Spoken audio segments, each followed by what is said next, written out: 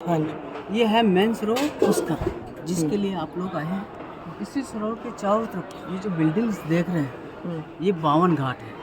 अच्छा। जिन राजा महाराजों की मनोकामना पूरी हुई, उन्होंने अपने अपने ज़िले के नाम से, अपने प्रदेश के नाम से, अपने समाज के नाम से घाट बनाए। किसी ने जयपुर घाट बनाया तो किसी ने जोधपुर, किसी ने कोटा, किसी ने सीकर, किसी ने ग्वालियर। समाज के नाम से जैसे गुर्जर समाज था, उन्होंने वीर गुर्जर घाट बनाया। सिंधी समाज था, उन्होंने झूलेलाल घाट बनाया। सरदार जो लोग थे, उन्होंने गोविंद सिंह जी गुरु जी का घाट बनाया। अग्रवाल जाति के जो समाज थे, उन्होंने अग्रसेन जी घाट बनाया। जो अंग्रेज लोग थे, उन्होंने विक्टोरिया घाट बनाया। और जहाँ आप खड़े हैं, ये ब्रह्मा एंड ब्रह्मा जी की पत्नी सावित्री देवी जोड़े का घाट है। जो भी यात्री आता है इस घाट पे जरूर आता है। ठीक है, ये है ब्रह्मा जी, ये है ब्रह्मा जी की पहली पत्नी सावित्री देवी। ठीक है ना। सावित्री देवी वो है जिसका सुहागिन महिला जो व्रत करती है ना, वट सावित्री, वो सुहागिन महिला सावित्री व्रत, इसी के पीछे। ये ब्रह्मा जी की सेकंड पत्नी वेद माता गायत्री, जिसका अपन मंत्र बोलते हैं ना, ओम भूर्भुवः स्वः। ठीक है ना। अपने हिंदू देवी देवता में 3 देवी देवता प्रमुख हैं, ब्रह्मा, विष्णु, महेश। ब्रह्मा जी का धाम केवल पुष्कर में, इसके अलावा कहीं नहीं। विष्णु जी का धाम और शिव जी का धाम वाराणसी और गया में है। उसके अलावा आपको छोटा गांव, कस्बा, ढाणी, टाउन होगा, वहाँ शिव जी का मंदिर और विष्णु भगवान का मंदिर मिल जाएगा। परंतु ब्रह्मा का मंदिर केवल पुष्कर में, इसके अलावा कहीं नहीं। तो ब्रह्मा ने अपने धाम के लिए वर्षों तपस्या की थी। तपस्या करने के बाद विष्णु भगवान प्रसन्न हुए।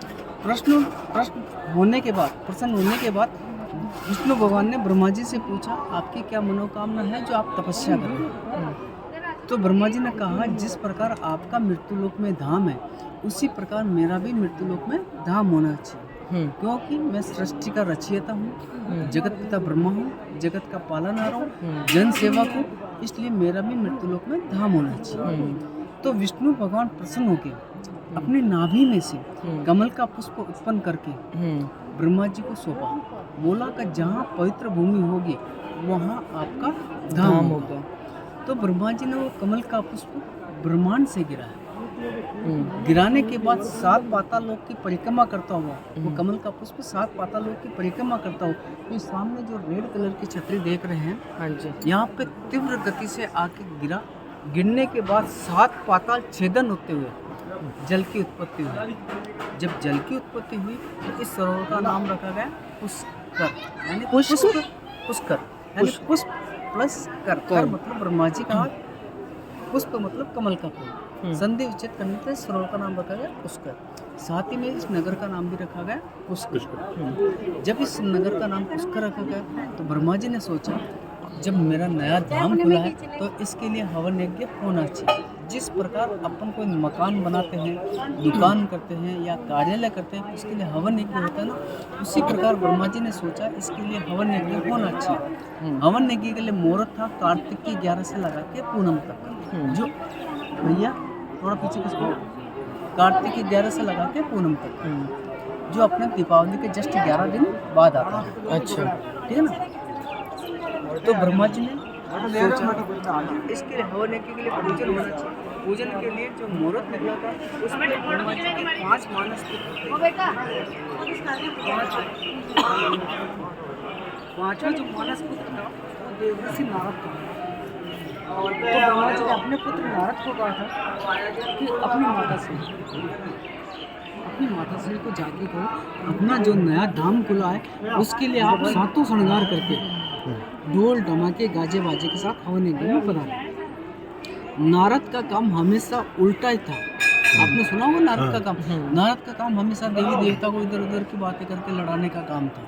तो उसके मन में विचार आया, मैं हमेशा देवी देवता को लड़ाता हूँ, अगर आज मैं माता पिता को नहीं लड़ाया तो मेरे को नारद कौन कहेगा। तो नारद जी ने अपनी माता श्री को हवन यज्ञ का जो मुहूर्त का जो टाइम था वो थोड़ा गलत बताया।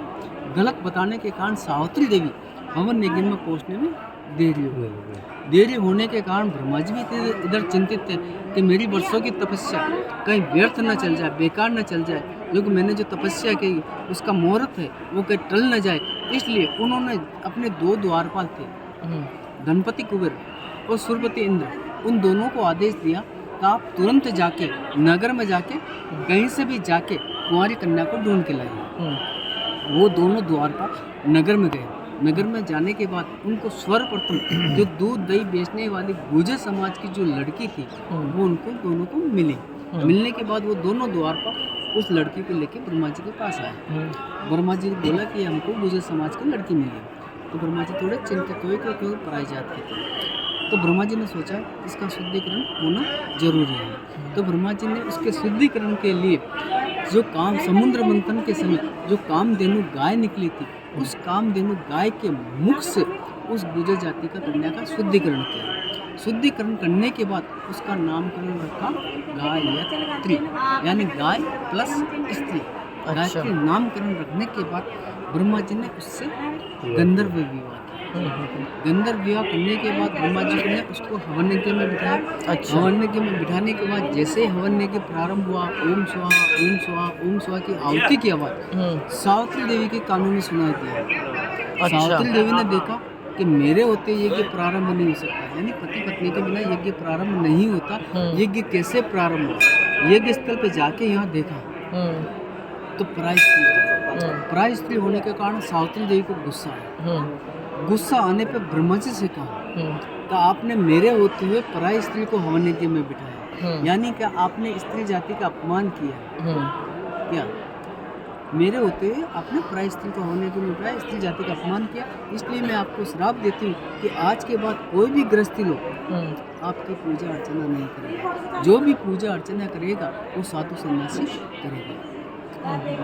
अपन मंदिर में जाएंगे, अभी मंदिर में देखेंगे साधु सन्यासी पूजा अर्चना करेगा, अपने हाथ से पूजा अर्चना गृहस्थी लोग कोई नहीं करता। अच्छा, दूसरा श्राप दिया कि आज के बाद आपका विश्व में एक ही मंदिर होगा।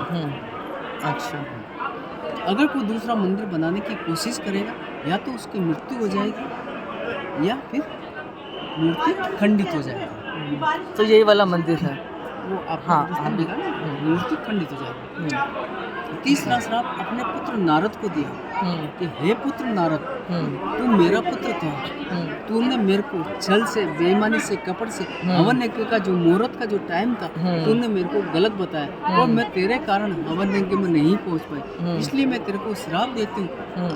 इसलिए मैं तेरे को श्राप, भाई बढ़ने चल जाओ, हमारा टक्कर मत खाओ, बढ़ने आराम करो। इसलिए मैं तेरे को श्राप देती हूँ कि आज के बाद तू आजीवन कंवारा रहेगा और नारायण नारायण कहता रहेगा। अच्छा, चौथा श्राप गाय को दिया, कामधेनु गाय। हाँ, मतलब नारद ने तो जो छल से, बेईमानी से, कपट से माता राम को गलत बताया था, इसलिए उन्होंने श्राप दिया। चौथा श्राप गाय को दिया कि हे गौ माता, तू सबकी माता है, तुझे मालूम था कि मैं ब्रह्मा जी की पत्नी हूँ, उसके बावजूद तूने अपने मुख से पराई स्त्री को शुद्ध किया। इसलिए मैं तेरे को श्राप देती हूँ कि आज के बाद तेरा मुंह हमेशा गंदगी में जाएगा। अच्छा, परंतु तेरी पीठ हमेशा 33 करोड़ देवी देवता से विराजमान रहेगी। तेरा मलमूत्र हमेशा शुद्ध रहेगा।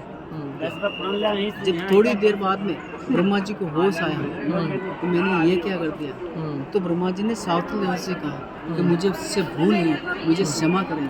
क्या तो सावित्री देवी ने कहा मैंने जो श्राप दिया है वो तो मैं वापस ले नहीं सकती, परंतु मैं आपको एक वचन जरूर दे सकती हूँ कि ब्रह्म रूप में पुष्कर, यानी ब्रह्मा जी का जो स्वरूप रहेगा वो पुष्कर सरोवर में विद्यमान रहेगा।